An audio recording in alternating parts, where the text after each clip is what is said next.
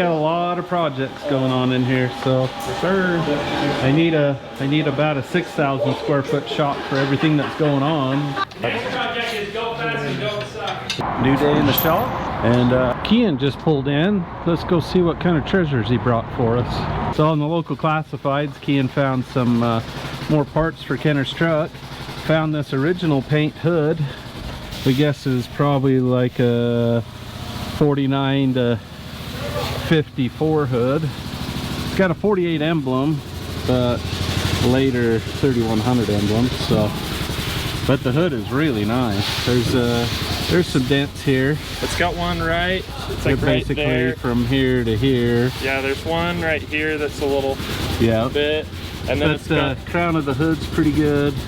It's got one rust hole in the brace, but along the cowl area where they get messed up is really nice, so that's good. And then he found a couple of pretty good doors, and a viewer reached out to us and said, bring me a shirt and a hat, and I have a 6-liter block for you. And we said, okay. 317 heads, no cranky rods. They're not obviously cracked, so that's good. Yeah, it's like they've been off before. It's had Pilpro head gaskets, but so that was a pretty good run, except for somebody kicked up a brick and made a heck of a mess out of the windshield. Fortunately, it didn't touch any sheet metal. I mean, that's a complete miracle that it didn't. But look, so it impacted, that was the initial hit, and that was the secondary. And it's literally... Yep. Right in line. It would have, if it would have went through there, it would have taken Kian's head off. So, but yeah, I did not touch any paint or anything. So it was just a windshield, so we'll take that as a win. Not a big deal. So it's just one of those classic no harm, no foul, get it handled type of deals. So yep. I mean, it would have been better if everybody's loads would have been secured, but... Well, it wasn't even a load, it was on the road. He kicked something off the road. Oh, so it wasn't even out of his truck. No, so it really wasn't even necessarily his fault. Definitely an adventure, but such is life. Yep. Okay, back over here. We got all kinds of things going on in the shop. Hey, what'd you find there, cutie? You find the Swedish fish? You like those? What color you got? Yellow. Yellow? What's in your mouth? Is it green?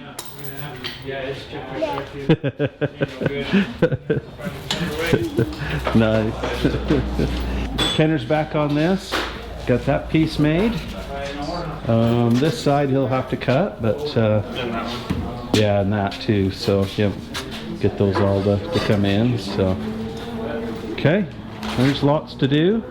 We're still on the Bronco over here, still trying to eliminate the rack. As that gets a little closer, we'll do an update on it, but that's been days and days and days of work trying to get it all engineered, get it all to work, so there's just not much room in there. So we'll spare you the boring details and just show you the cool outcome. We didn't get much time lapse on this. It was pretty boring. You've seen it before.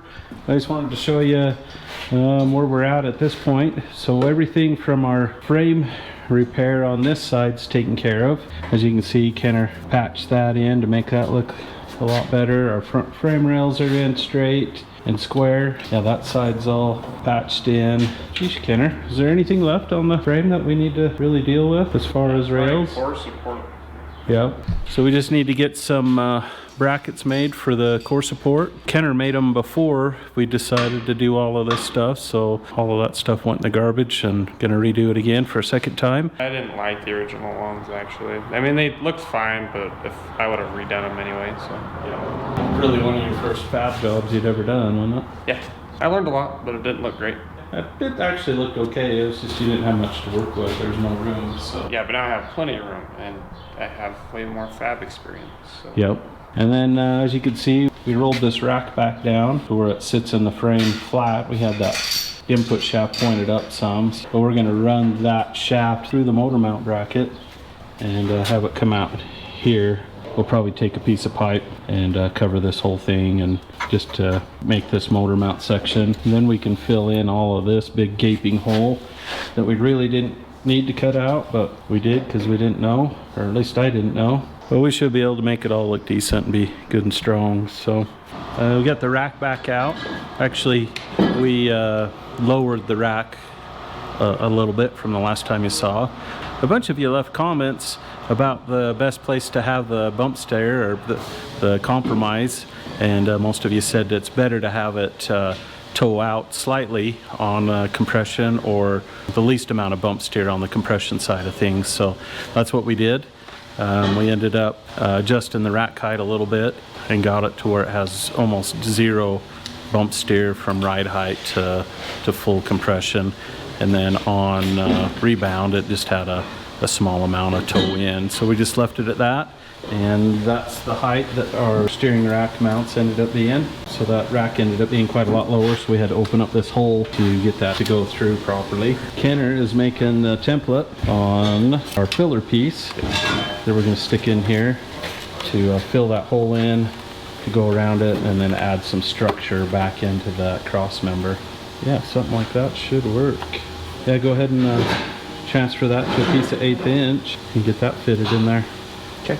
I was able to get the correct control arm for this side, so both uppers now match. Our camber's right where it needs to be, our caster's really close too, so.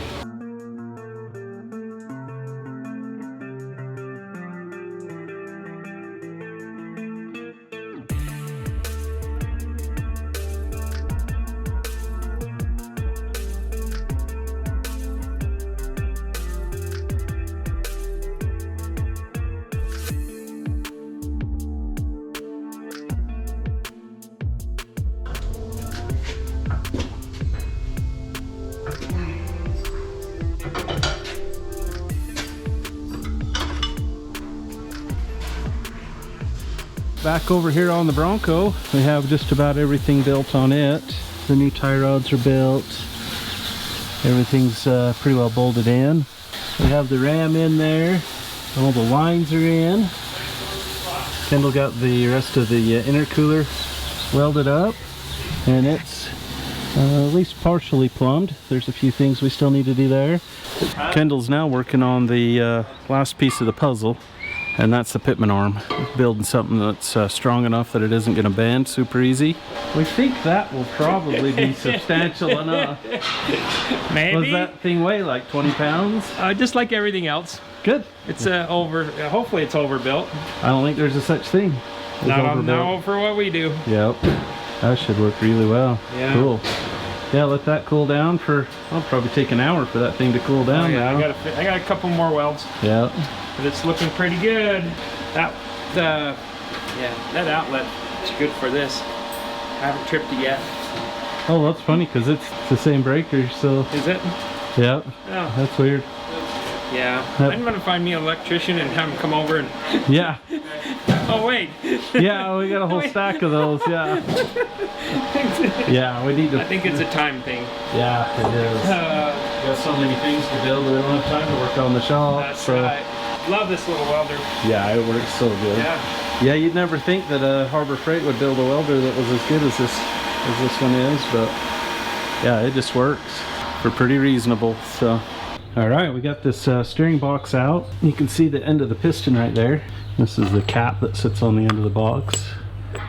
We need to put a limit right here on the end of this piston. It's about, we've measured it, it's about 3/8 of an inch that we need to weld onto the end of this piston to limit it the one direction.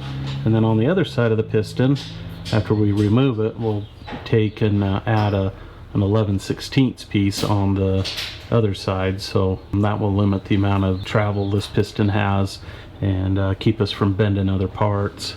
Not too bad to do these once you figure out how to do it. So, but we'll have to pop this top cap off, slide the sector shaft out, and then we'll roll the piston out. And there's 20, I can't remember, there's something like 20 or 21 little ball bearings inside this piston that the screw on the end moves, and they'll all fall out. So it sounds a little worse than it is, but we'll get it apart and I'll kind of show you how it works. Meanwhile,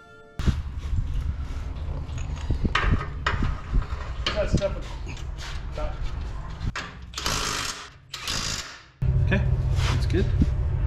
Yeah, it even looks pretty decent with the rack in there, doesn't it?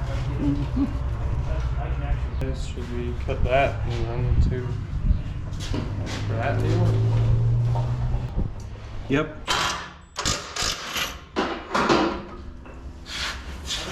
Are you just gonna like cut this clear back into gear? Yep. That'll make the steering shaft situation pretty easy though. Yeah. Yeah. And the destructo.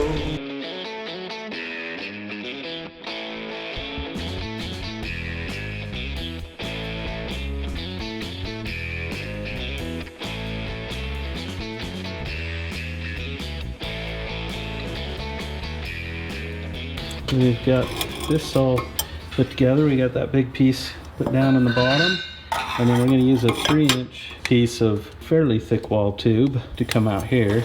So this is just some exhaust pipe we have kicking around just to make it easier until we figure out what our exact length is. Yeah, we're getting pretty close. We just need to do some fitting right there, huh? That's going to be pretty good. So yeah, that's going to work out pretty good and keep that reasonably strong, especially once we get a motor mount over the top. It's kind of a bridge over all of that stuff. So Yep. okay.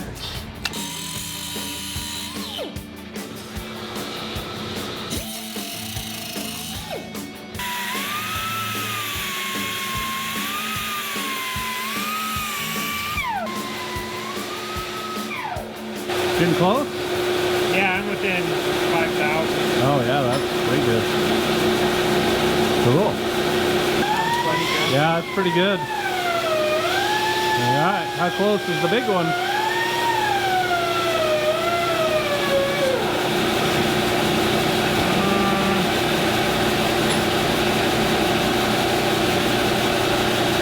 It's a little crooked.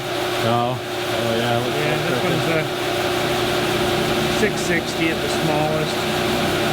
But it's yeah, you might have to cut a new one because I think we need 680. 680. Oh. Yeah. Yeah, it's hard to cut a piece of exhaust pipe on a chop saw to the 1,000th, that's for sure. yeah. Okay. So we can go like that. Yep. You want to just? Okay, mark it. You're gonna cut Okay. on. Cut it Okay, straight. you're gonna cut it this time. All right.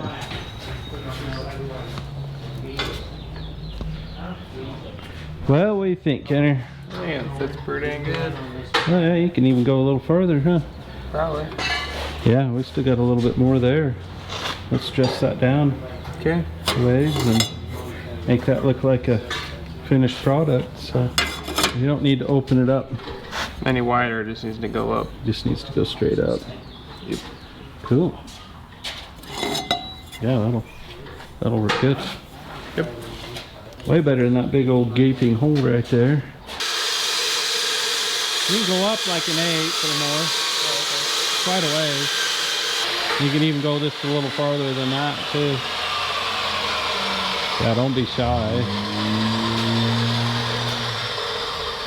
Yeah, there you go. All right, we got our tube in. Got it cut around the rack some.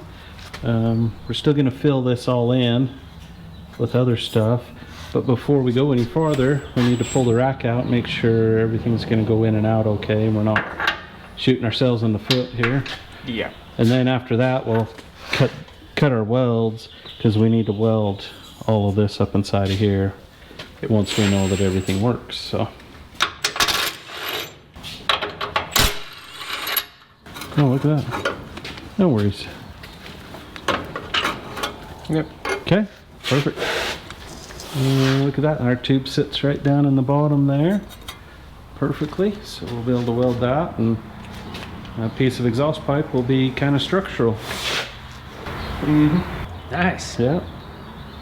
Okay, how's your project coming? It's going good. Yeah. Ready to weld all that stuff together? We are welding the stops inside the steering box, so everything plays nice and Not bending any more parts? yeah. And Well, let's go look and see what you got. it's been a heck of a Oh, project. Oh my yes, gosh. it has. We probably have about 40 hours into this steering. Oh, at least. Yeah. At least of actual work. Of actual time, so. Yeah, it doesn't even count the time that we were building it in our dreams. So. No, but to see it come together and everything work is pretty cool. Yep. It's gives you new hope. Yeah. It was getting pretty daunting there for a minute. Yeah, it was starting to feel like a death march there for Yeah. a bit. So yeah, these go on the piston and make an internal stop.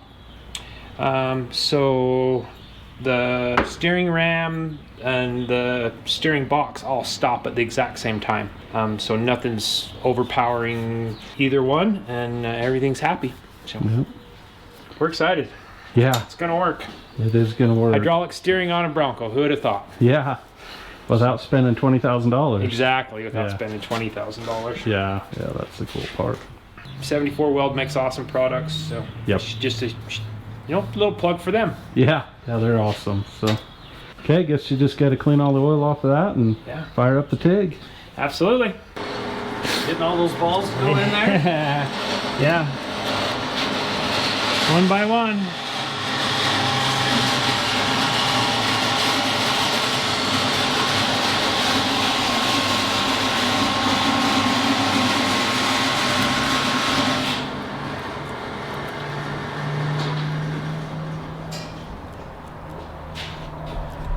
All right, you can see the stop that Kendall welded on the end of that piston there. Now we just got to get all these. How many was there? Like 24. 24. That's what it was. 24 of those to roll in.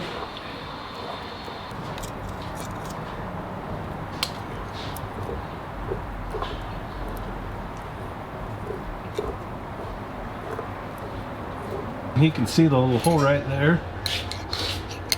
where the balls go in, and then there's another one right back over here somewhere where they come back out. That's called a recirculating ball steering gear.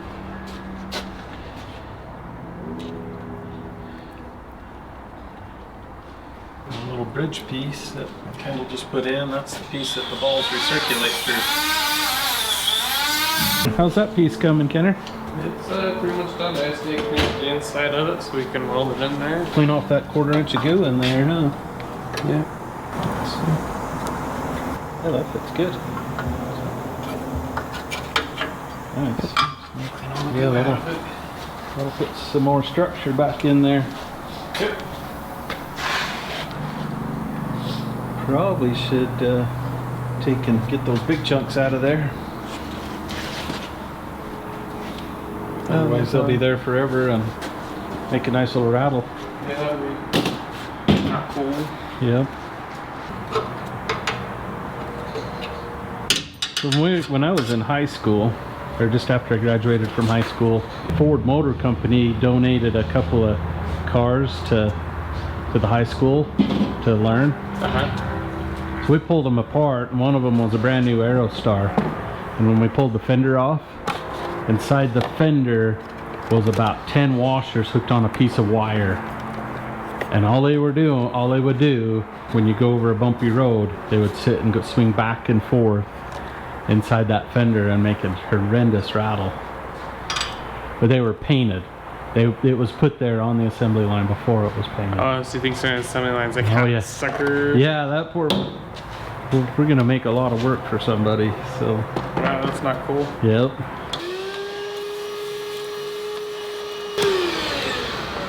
Perfect.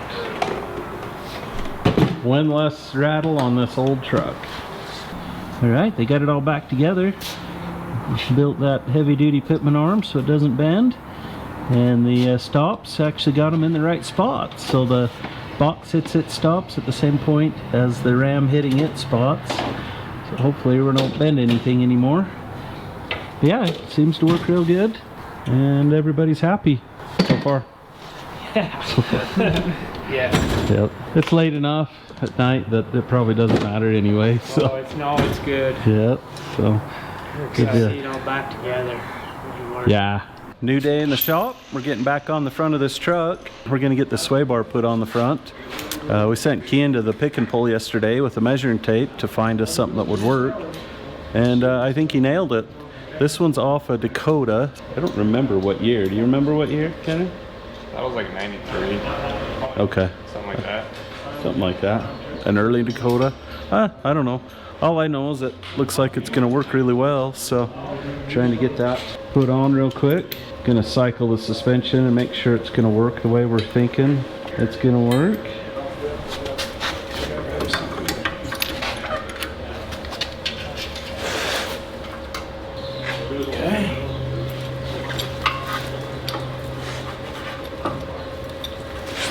You want to move this to ride height and then set those? Yeah, probably ought to be at ride height. That's gonna work. Alright, so that looks like it'll work there. So let's go all the way up to full bump now. Make sure that we're not going to interfere with the frame, or probably about it right there. Do I need to go up more? Or? No, that should be about it. Looks like room a little higher. Yeah, but still, I think we're good. We still got clearance on the frame. Still got clearance on the tie rod. That's amazing. That's like perfect. It is. It's like made for this thing. Okay, let's go all the way down to full extension. There. We've still got clearance on that. Get that too tight. Okay, so I think that's gonna work. So let's go ahead and go up to ride height. Let's go ahead and tack this one right there, and we'll make the other side match, and then we'll cycle it one more time. But there, you like it? Yeah, I think so.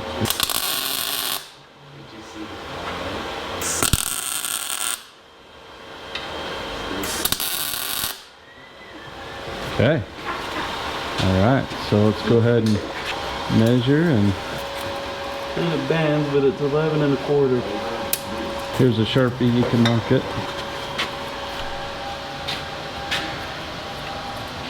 Okay. Is it pushed up tight to the frame like the other side, or? Yep. Okay. You like it? Yeah, let's tack it there, and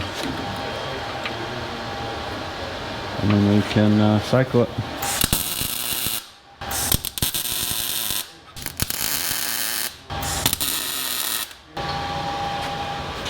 They may move 11 1/8 now.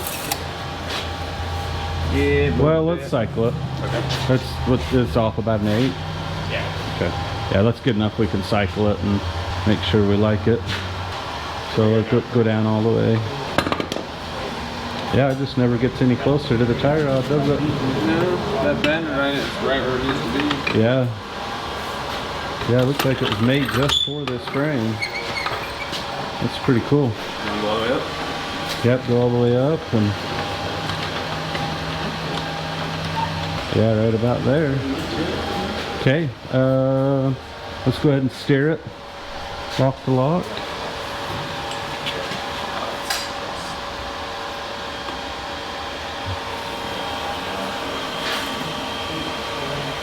Yeah, yeah, that looks good. Okay. So I'll cut that back off really quick. Cool. Yeah, that's a nice easy deal. So Yeah, it's cheap and easy. yeah, like 40 bucks. 35. 35. Yep. And like I think the end links were more money than the sway bars. So Probably. yeah. Back here, I'm working on this rear axle housing. This is a 8.8. I'm guessing it's out of like an F-150 or a Bronco. We paid 50 bucks for it. It was complete, drum to drum, but it was all junk, so we threw it all away. So now we're gonna strip it, cut it down. We're gonna narrow this to 59 inches because we want those tires to fit underneath the fenders. Everything's all welded in. Nice. Yeah, you're getting her down. Yeah, I'm letting that one cool off a little bit before I roll the middle. Hopefully you can hear him. Yeah, it's loud. I know we got a lot of projects going on in here, so sure. I need about a 6,000 square foot shop for everything that's going on. How many square feet is this shop? What's that? How many square feet is this shop? 1,200. Oh, so you need like 5 times more shop? Yep. Yeah, there's a lot going on. So we got Jeremy out there doing some axle seals in the old GMT 800 truck. We got Kendall taking over my project there. And then we got the Bronco in because now that we have the steering all done, we need to get a winch to fit. So the steering box took a fair amount of the winch room that we had. And we didn't have a lot before. No, we had minimal before, but I think we got it. We cut all of this structure out. It kind of got smashed in Kendall's little escapade. Yeah, Kendall had a pretty intimate date with a huge rock.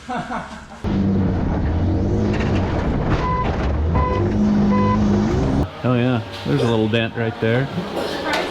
That's pretty minimal. So, yeah, for Kendall, yeah. I'll bet you when he was a kid, you wouldn't want to loan him your Tonka truck. So. I don't know, you were his friend when he was a kid. Yeah, well, it wasn't that little, but... yeah. I'm sure a lot of things got broken. Tonka trucks. Well, we still do to this day, but... But he still doesn't know where my stash is. So. I'd give anything to be in a sandbox with a Tonka truck right now. That'd be way better than... fun. You know what's even better than a Tonka truck in the sand? What? Is a garden hose to go along with it. Oh, there you go. Oh, man. That was the best. Mod it up. Make a That river. was the best. Yeah. That was the best. Last time Chad let us play with his Tonka trucks, we got banned forever because we lit it on fire. Yeah, and rolled it down the hill towards my tent. Yeah. What's wrong with that kid? Yeah, it was pretty crazy. Was that you? Well, yeah, there was a whole bunch of us. Oh yeah, there was a lot. Weston, Andrew, Jaron. Yeah, Andrew and Jaron. I mean, you can't have anything crazy going on without Jaron being in the middle of it. I don't remember where that was. That was up on the Monroe's, straight east of Beaver. Yep. It was fun watching how that was on fire. Yeah, it I don't was. know how old I was, but it was cool. I was like, It was pretty cool. I mean, it was like, holy crap, and then and my tent's right right on the tree. Yeah. so who had the lighter? I'm sure Jaron found it somewhere. It is probably Bucko probably make No, Jared go how get it. old were we? We were like maybe 14. I don't think Yeah, any we're- of us- I think you were probably like 12 maybe. Like I think Kean was 12. I think you guys were like 14 or 15. Wait, whose idea wasn't it? probably Weston's or Jared's. It was a collective effort. It was a, The adults jumped right in too. yeah. So we got yelled at for trying to Yeah, start the forest I on wasn't fire. super, well, I didn't, it was so wet, I was more worried about my tent. It was probably Caden's idea. Yeah. That one, no, that one. From Kaden. I don't know what I'm getting thrown under the bus for. It's all his fault. Lighting Tonka trucks on fire and sending it down. No, that was not me. Who was it? It was Weston. I'm pretty sure that was Weston. That was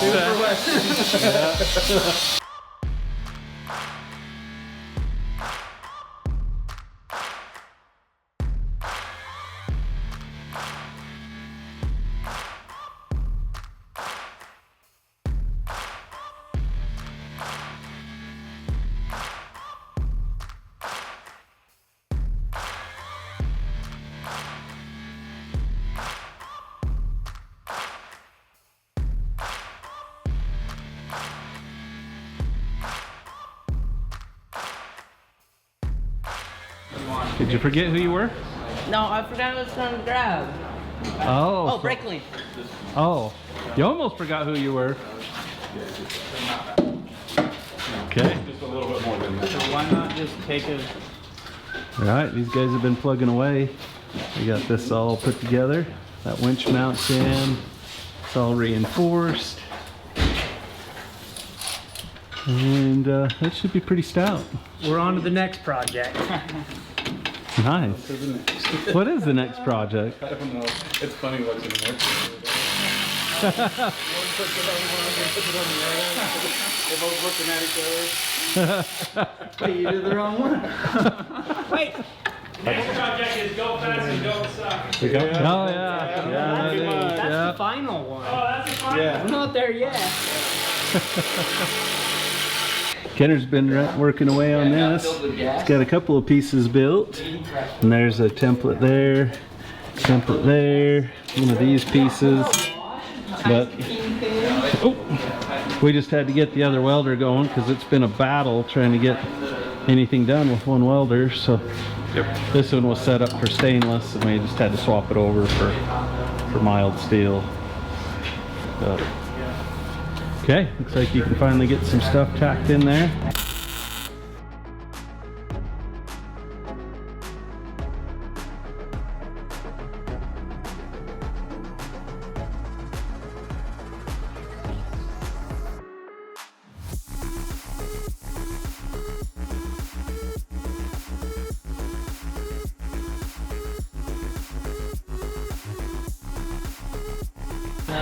I'm gonna see if I can get back on my project here.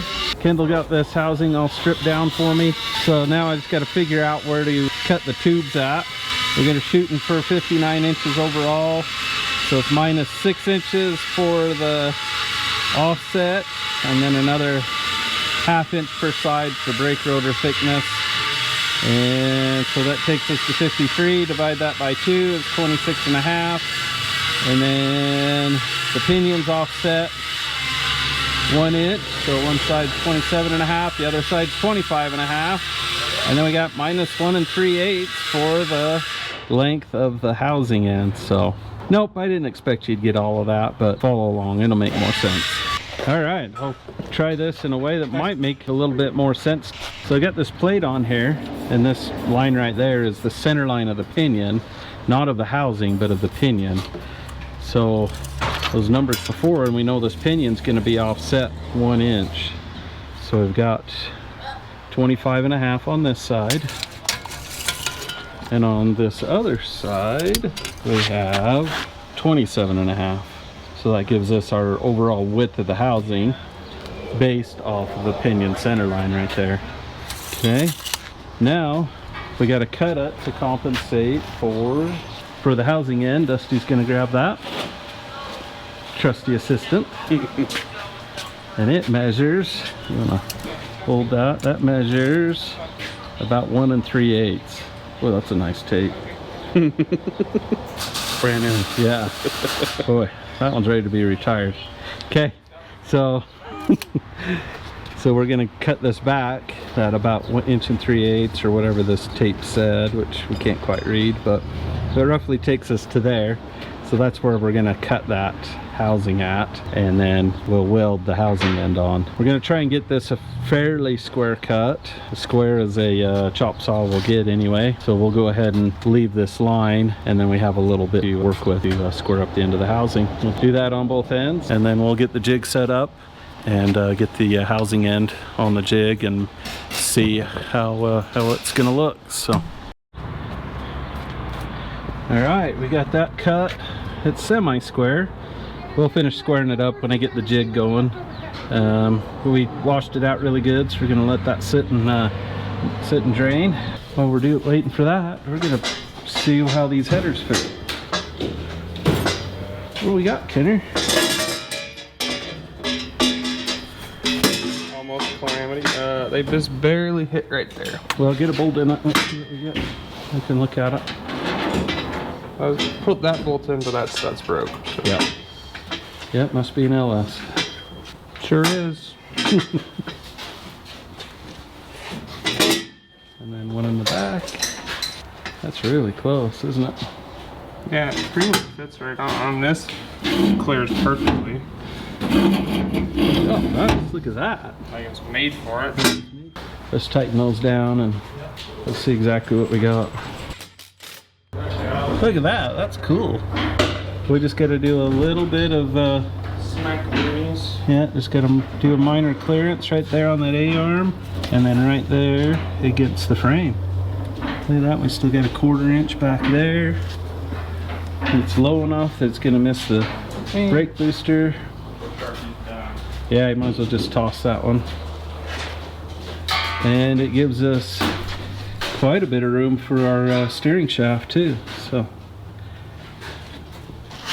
that's a big plus. That is a win. Amazing how much more clearance you get when you widen the frame 4 inches. Yep. And where did it hit down there? Oh, That's right against the frame. Barely. Yeah. Yeah, it's not going to take much. Neither one of them need much, so. Yep. All right. Hit just enough. Well, that header's going to come out just a little bit more because we're going to put a gasket on it. Yeah. All right, so go ahead and get that other side ready for a header. All right. That side's looking pretty decent too, isn't it? Yeah, that's right there a little bit. Yeah, that hits pretty hard. It's still got to see how it's opened up right there. Yeah.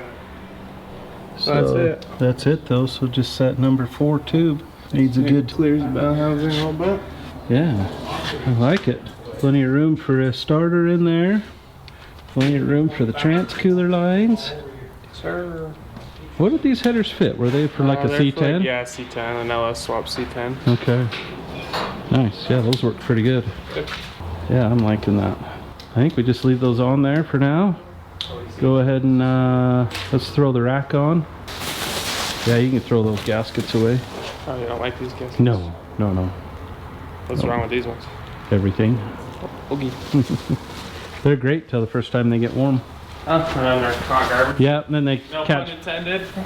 Yep, they are. They just burn out, and then you got an exhaust leak, and then you're pulling them off and doing it again. All of us here from chadsfab are going to be at a car show in Pleasant Grove, Utah on June 14th, 2025. Show runs from about 8 till 2 o'clock on Saturday. Stacy will put the address up right there. And so if you're in the area or if you want to make a special trip, come see us. Come see some of our jalopies that we're going to bring. And I think Paul and Michelle from FabRats will be there as well. Okay, that takes care of it for today. Till next time, remember that if you deny your mistakes, you'll never learn from them. Thanks for watching.